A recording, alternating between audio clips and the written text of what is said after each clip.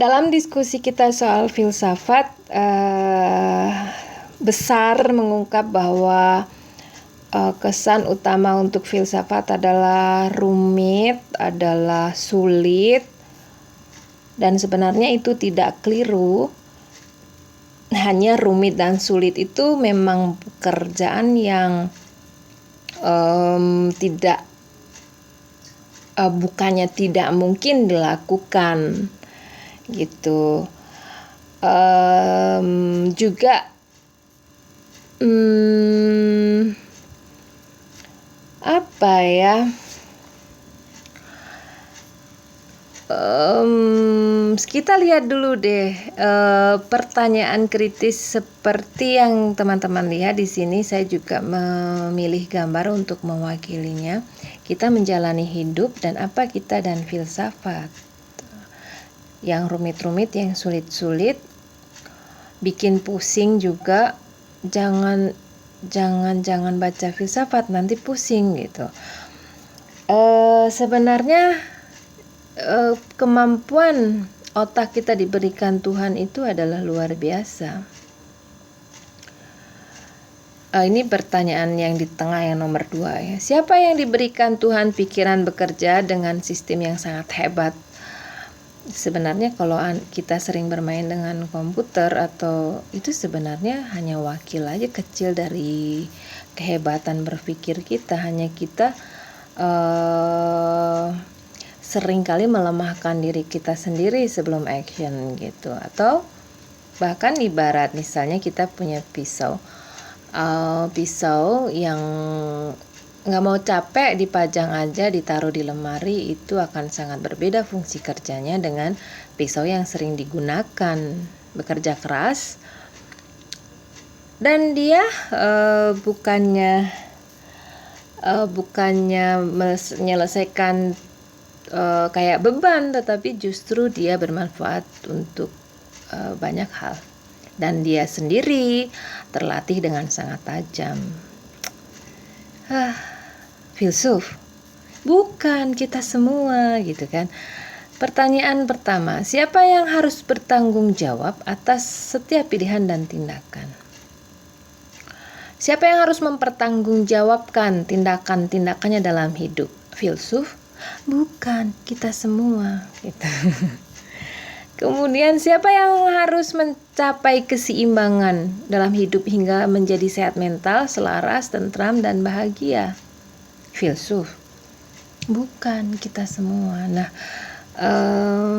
maka ada komentar kemarin, ada yang kesan yang disampaikan teman. Sebenarnya filsafat itu adalah pekerjaan seperti kita sehari-hari berpikir gitu. Teman-teman, kita setiap hari, setiap saat berhadapan dengan persoalan kehidupan, ya enggak? Kita hidup di dunia ini enggak pernah lepas dengan persoalan atau lebih sederhana permasalahan, atau bahkan jangan, tapi memang ini suatu proses derita gitu, penderitaan atau dan sebagainya, atau bahkan sekedar sederhana konflik dengan keluarga. Kita dihadapkan pada berbagai fakta-fakta persoalan, harus mencermati mana yang sebenarnya merupakan kebenaran untuk mengambil pilihan dan tindakan yang tepat. Nah, ini sebenarnya adalah keterampilan di bidang yang diberikan oleh filsafat. Selayaknya sebenarnya adalah keterampilan yang lainnya, seperti kita misalnya bikin kue. Itu adalah ilmu keterampilan juga. Nah, kita sudah diberikan alat oleh Tuhan. Jangan salah teman-teman untuk bahkan ketika kita belajar kitab pun kita harus menggunakan afala ya'qilun. Salah satunya, apakah kamu sudah berpikir-pikir? Nah, pikiran ini adalah alat yang diberikan Tuhan. Hanya bagaimana kita menggunakannya sebenarnya. Alat yang kita punya ini adalah sesuatu hal yang bekerja dengan luar biasa. Hanya bagaimana cara kita menggunakannya. Dan apakah kemudian dia akan menjadi hebat kerjanya atau beristirahat dengan tenang. Dan setiap kali berbenturan kita dengan persoalan hidup, karena ini nggak bisa dihindari, sudah pusing duluan dan akhirnya kita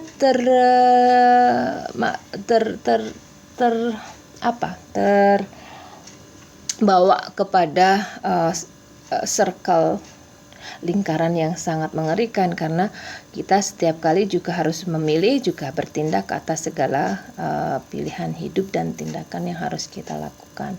Apakah kita mampu bertanggung jawab jika kita menghindar dari mencari kebenaran atas segala yang kita hadapi itu. Nah, ini dia filsafat. Selayaknya kalau kita mau bandingkan lagi, seperti misalnya nanti teman-teman ketemu, kalau yang sudah di psikologi belum lihat ya yang di awal-awal, kalau di mata kuliah di SMA misalnya, seperti karawitan ngajarin kita gamelan, seperti matematika ngajarin kita geometri gitu. Yang tertarik apa? Seperti seni lukis mengajarkan kita teknik-tekniknya. Sama, dan ini adalah sebuah, katakanlah karena dia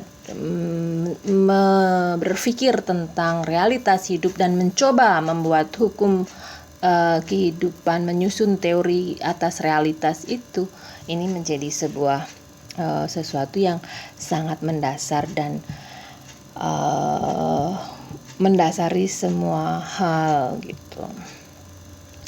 Mudah-mudahan mampu menggugah dan mengilustrasikan ya.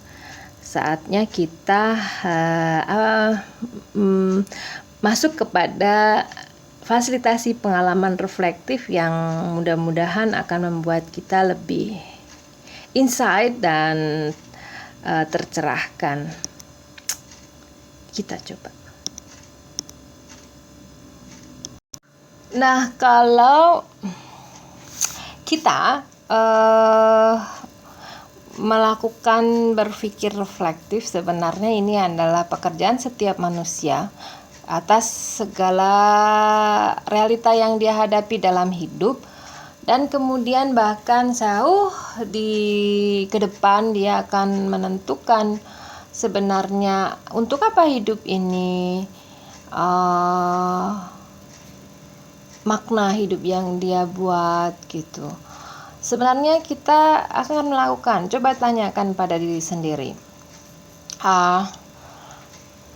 Bagi kita semua, bagi masing-masing kita, apa arti hidup ini dan apa yang kita lakukan dalam hidup ini, apa yang kita cari dan kita tuju. Iya kan? Nah, kalau mau dituliskan, barangkali tentunya kita punya teori pemikiran atas kehidupan yang kita punya masing-masing gitu. Bedanya kita akan terus menguji dan merefleksikan kehidupan untuk terus lebih baik, atau itu mendalam buat kita atau tidak. Ini hanya salah satu hal tentang filsafat ya. Nanti akan tergambar di perjalanan kita, hanya untuk merefleksikan pengalaman-pengalaman kehidupan selama ini. Teman-teman, adakah kita punya gambaran tersendiri seperti apa sih idealnya kehidupan benar, baik, indah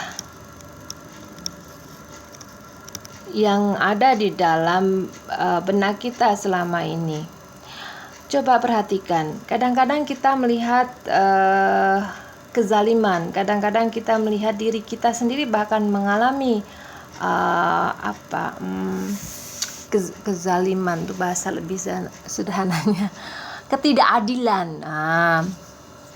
kita diperlakukan secara tidak adil oleh siapa? Mungkin itu pengalaman yang sangat membekas pada diri kita, sehingga kita punya seharusnya hidup itu, seharusnya orang itu, gitu kan. Nah, ini yang terjadi dalam kehidupan, entah itu adalah dalam skup kecil kehidupan kita sendiri, atau kita melebarkan pandangan jauh luas melihat kehidupan orang lain, melihat kehidupan yang di luar diri kita, masyarakat misalnya yang tidak begitu beruntung, pekerja, orang-orang tua pekerja, atau lebih luas lagi persoalan di ketidakbenaran dilakukan oleh aparat barangkali, atau persoalan besar lagi, persoalan bangsa, persoalan antar bangsa, sejauh mana kita punya perhatian dan berpikir.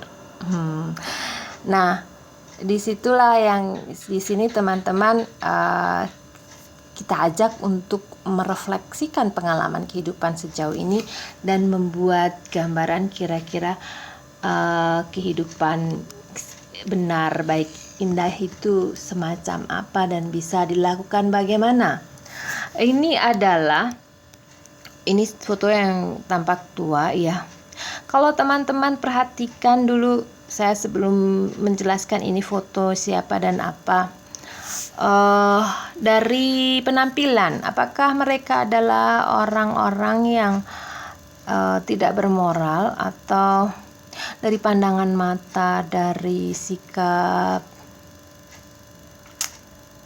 mungkin punya kesan tersendiri, tapi mereka adalah ada intelektual, ada saintis, ada pejuang, yang mereka ini adalah tahanan politik yang ditahan tanpa peradilan.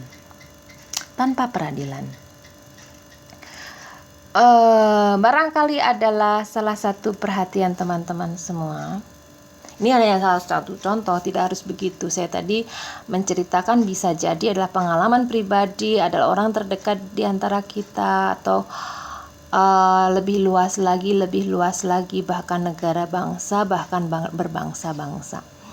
Silahkan merefleksikan pengalaman dan merenungkan kehidupan seperti apa benar, baik, dan indah versi kita. Nah, kalau berat teman-teman, jangan berat ya. Ini sebenarnya adalah kehidupan yang sejatinya terjadi di kehidupan kita sehari-hari. Jangan takut memilih kata-kata, renungkan saja apa yang difikirkan, kemudian pikiran itu ada isinya. Nah, isi itu yang kita tuliskan. Buatlah sederhana sekali. Saya tadi promosinya adalah asik kerjanya ya. Jadi ini salah satu contoh nulis sederhana aja, dan cuman ini tulisan yang mengilustrasikan sebenarnya gambar ini, tidak dalam renungan kehidupan harus seperti apa ya. Boleh saja teman-teman mengambil dari satu sumber atau satu kata-kata sakti orang atau kata-kata afirmasi yang sangat melekat dalam kehidupan teman-teman, tetapi itu diterjemahkan di dalam pengalaman kita sendiri, dengan artinya bukan murni cuplikan, tetapi punya arti di dalam tadi kehidupan yang lebih baik, benar, dan indah, yang muncul dari refleksi pengalaman kehidupan kita sendiri. Bisa ya, seru kan? Hanya jadi kita teman-teman membuat seperti ini, bisa dibuat apapun yang mengilustrasikan, pilihan ilustrasi gambar yang mewakili apa yang sedang kita tulis. Seperti misalnya tadi saya memilih gambar ini untuk menggambarkan apa yang terjadi dalam proses-proses seperti ini. Ya, baiklah teman-teman, PR-nya menjadi mungkin mudah-mudahan sama pikiran dengan anggapan saya ya. Seru, asik PR-nya. Coba dilakukan, mungkin ada pertanyaan boleh disampaikan di grup kelas kita ya. Terima kasih teman-teman, mudah-mudahan kita sukses belajarnya. Dengan semangat yang sama, mari kita belajar bersama, mari kita saling mengisi, mari kita berkarya bersama dengan penuh semangat. Semoga tidak ada kesalahpahaman di antara kita. Amin.